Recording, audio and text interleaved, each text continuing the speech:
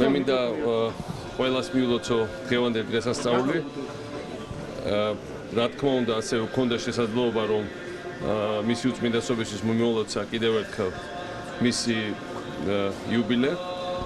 მე მინდა უსურვო თითოეულ ჩვენგანს, რომ ყოველ ახალ წელს ვხვდებოდეთ უკეთესი განწყობით, ყოველ შობას ვხვდებოდეთ მეტი ოპტიმიზმით.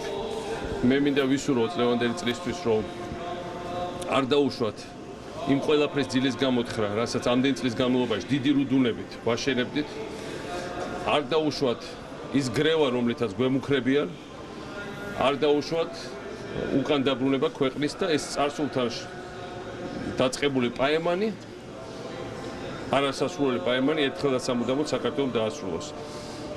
ჩვენ უნდა ვიყოთ ორიენტირებული მომავალზე, შობა ეს არის მომავლის ზეიმი, ეს არის ახლის დაწყება.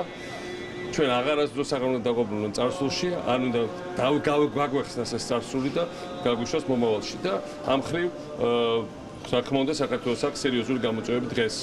მე ვარ რეალისტი, მაგრამ ამავე დროს მე ვარ ოპტიმისტი და მე მიმაჩნია რომ ყველანაირ დროებით სიზნელებს გადავლახავთ, ყველანაირ შესაძლო რისკებს საქართველოს თავიდან გვერდზე გაწევს და გააგრძელებს თავის განვითარებას, იმიტომ რომ ჩვენი ხალხი ამას იმსახურებს, ჩვენი მომავალი ამას გვავალებს, ჩვენი შვილების ზრუნვა ამას შესაძლებლად გახდის ყველანაირი ამ პრობლემის გამოსწორებას.